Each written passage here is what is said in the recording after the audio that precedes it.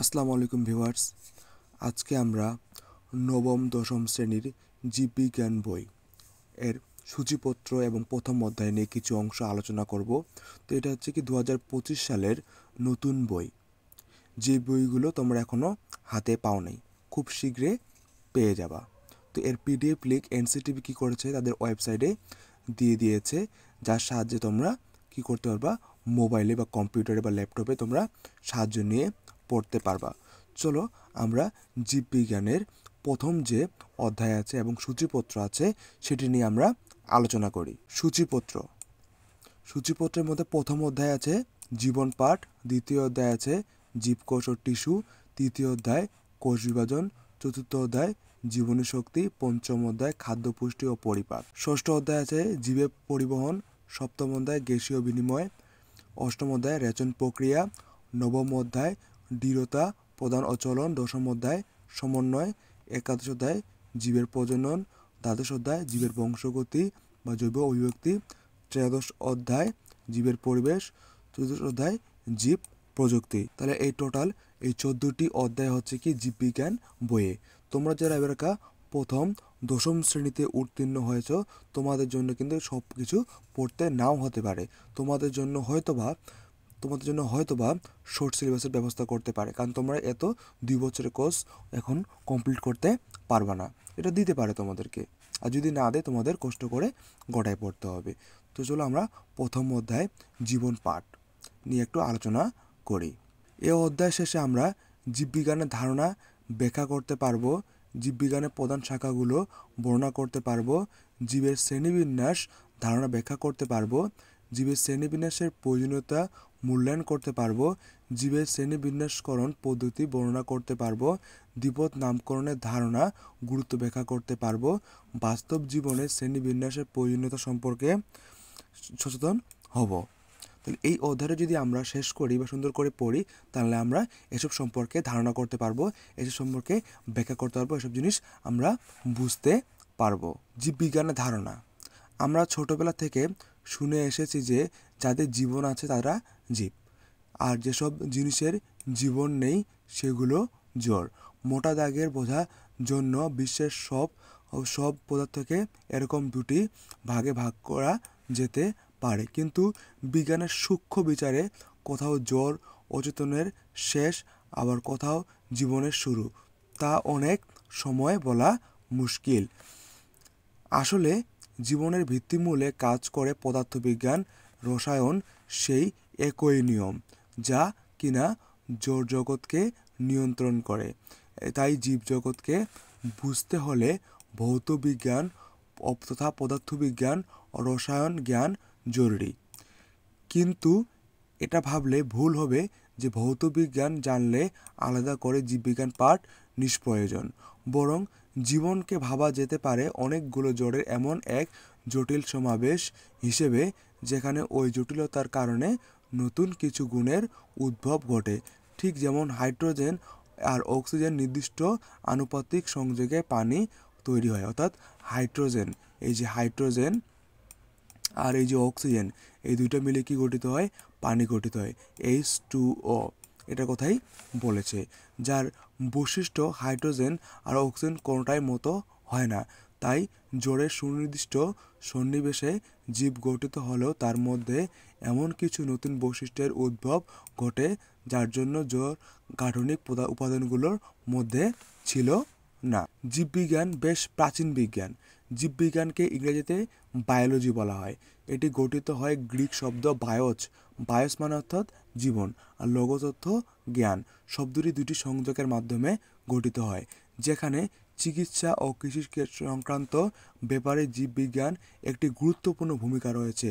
সেহেতু সভ্যতার একেবারে আদিকাল থেকে গ্রিস, মিশর, মধ্যপ্রাচ্য, ভারতবর্ষ, চীনসহ বিভিন্ন অঞ্চলে সভ্যতায় জীববিজ্ঞানের কিছু না কিছু চর্চা হয়েছে। যদিও সেসব চর্চাকে আধুনিক বৈজ্ঞানিক পদ্ধতির বিচারে ঠিক বিজ্ঞান বলা হয় না, তবু জ্ঞানের এই শাখায় বিজ্ঞানের বিকাশের জন্য তা অপরিহার্য ছিল।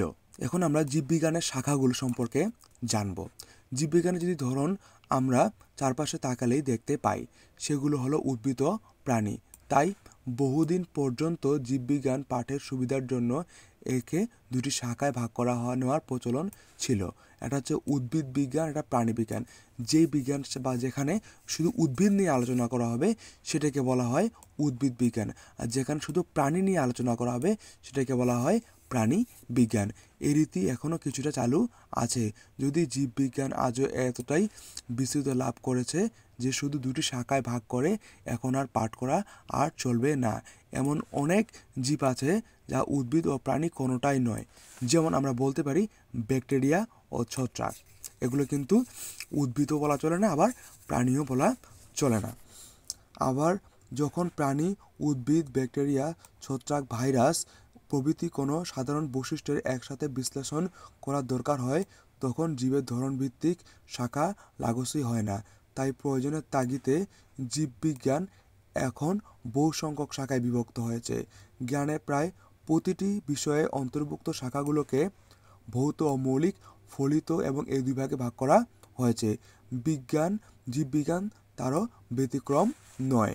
ভৌত শাখা বলতে সেসব শাখাকে বোঝানো হয়েছে যেখানে তাত্ত্বিক ভিত্তি অনুসন্ধান করাটা প্রয়োগ সংক্রান্ত দিকের তুলনায় বেশি গুরুত্ব পায়, আর সেখানে প্রয়োগটা বড়, সেটা হচ্ছে ফলিত শাখা। সেটা হচ্ছে কি ফলিত শাখা। ভৌত জীববিজ্ঞান। ভৌত জীববিজ্ঞান শাখায় তত্ত্বীয় বিষয় নিয়ে আলোচনা করা হয়ে থাকে। এতে সাধারণ নিচে উল্লেখিত বিষয়গুলো আলোচনা করা হয়। অঙ্গ সংস্থা, যেটাকে ইংরেজিতে বলা হয় মরফোলজি। জীববিজ্ঞানের সার্বিক অঙ্গ সংস্থানিক এবং দৈহিক গঠন বর্ণনা ও শাখার আলোচ্য বিষয়। অর্থাৎ একটা উদ্ভিদের বা হচ্ছে দৈহিক গঠন, এটা জীবের দৈহিক গঠন বর্ণনা বা শাখার আলোচ্য বিষয়। এটাকে দুই ভাগে ভাগ করা হয়, একটা বহি অঙ্গ সংস্থান, একটা অন্ত অঙ্গ সংস্থান। দেহের বাহ্যিক বর্ণনা বিষয়কে বলা হয় বহি অঙ্গ সংস্থান, বাইরের যেটা।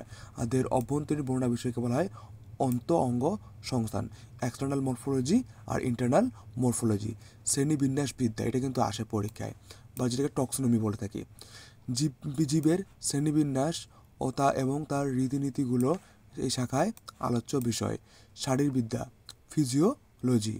জীবদেহে নানা অঙ্গ প্রত্যঙ্গের জৈবরাসায়নিক কার্যাদি, যেমন শ্বসন, রেচন, সালোক সংশ্লেষণ, এই বিষয়গুলো নিয়ে আলোচনা করা হয়। তাহলে এখান থেকে কিন্তু বহু নির্বাচনী প্রশ্ন আসতে পারে যে শ্বসন, রেচন, সালোক সংশ্লেষণ এই তিনটি নিয়ে ঠিক কোথায় আলোচনা করা হয়, তাহলে কী হবে শারীরবিদ্যা বা ফিজিওলজি। এছাড়া জীবের যাবতীয় শারীরবৃত্তীয় কাজের বিবরণ এ শাখায় পাওয়া যায়। এভাবে প্রশ্ন আসতে পারে যে জীবের যাবতীয় শারীরবৃত্তীয় কাজের বিবরণ কোন শাখায় পাওয়া যায়, শারীরবিদ্যা বা ফিজিওলজি। হিস্টোলজি, জীবের টিস্যু সমূহের গঠন, বিন্যাস, কার্যাবলী এ শাখায় আলোচনা করা হয়। তাহলে কি জীবদেহের টিস্যুর গঠন, বিন্যাস এবং কার্যাবলী, সেটাকে বলা হয় হিস্টোলজি। এটাও কিন্তু প্রশ্নে আসতে পারে। ভ্রূণ বিদ্যা, যেটাকে ইংলিশে বলা হয় এমব্রায়োলজি। জনন কোষের উৎপত্তি, নিষিক্ত জাইগোট থেকে ভ্রূণের সৃষ্টি, গঠন, পরিস্ফুটন, বিকাশ প্রভৃতি নিয়ে আলোচনা এ শাখার প্রধান বিষয়। এগুলো কিন্তু মুখস্থ করতে হবে তোমাদেরকে। এরপর আসে কোষবিদ্যা। কোষবিদ্যাকে ইংলিশে বলা হয় সাইটোলজি। এগুলো কিন্তু মিনিং আসে, বাংলা ইংলিশ মিনিংগুলো আসে মাঝে মাঝে বহু নির্বাচনীতে। জীবদেহের কোষের গঠন, কার্যাবলী, বিভাজন সম্পর্কে যাবতীয় আলোচনা করা হয় এই শাখায়। প্রশ্নভাবে আসে যে জীবদেহের কোষের গঠন, কার্যাবলী, বিভাজন সম্পর্কে কোন শাখায় আলোচনা করা হয়। প্রশ্ন দিতে পারে ভ্রূণবিদ্যা, হিস্টোলজি, কোষবিদ্যা, বংশগতিবিদ্যা। তোমাকে তখন সঠিকটা দেখাতে হবে যে কোষবিদ্যা। এরপর সে কি বংশগতিবিদ্যা, যেটাকে ইংরেজিতে বলে জেনেটিক্স। জিন ও জীবের বংশগতি ধারা সম্পর্কে এসে আলোচনা করা হয়। এরকম প্রশ্ন আসতে পারে যে জিন ও জীবের বংশগতি ধারা সম্পর্কে কোন শাখায় আলোচনা করা হয়, বংশগতি বা জেনেটিক্স। বিবর্তনবিদ্যা, যেটাকে বলা হয় ইভলিউশন বলা হয়। পৃথিবীতে প্রাণের বিকাশ ও জীবের বিবর্তন ও ক্রমবিকাশের তথ্যসমূহের আলোচনা এ শাখার বিষয়। বস্তুবিদ্যা, এ শাখায় প্রাকৃতিক পরিবেশের সাথে জীবের অন্তঃসম্পর্ক নিয়ে আলোচনা করা হয়, যেটাকে বাস্তুবিদ্যা মানে যেটাকে ইকোলজি বলা হয়। এবার হচ্ছে কি এন্ডোক্রাইনোলজি, জীবদেহের হরমোন কার্যকারিতা বিষয়ক আলোচনা করা হয়। তাহলে এন্ডোক্রাইনোলজি অর্থাৎ সেই শাখাটাকে বোঝায় যেখানে হরমোন নিয়ে আলোচনা করা হয়।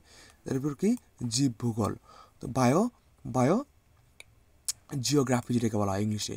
এ শাখায় পৃথিবীর বিভিন্ন ভৌগোলিক সীমারেখার জীবের বিস্তৃতি এবং অভিযোজন সম্পর্কে আলোচনা করা হয়। তো আজকে আমাদের আলোচনার বিষয় ঠিক এখান থেকে ভৌত বিজ্ঞান থেকেই এরপরের ক্লাসে আমরা ফলিত বিজ্ঞান নিয়ে আমরা আলোচনা শুরু করব। যদি ভিডিওটি তোমাদের ভালো লাগে থাকে তোমরা অবশ্যই আমার চ্যানেলটি সাবস্ক্রাইব করে রাখবে, যাতে পরবর্তীতে যে কোনো ভিডিও তোমাদের কাছে খুব সহজে চলে যায়। আসসালামু আলাইকুম।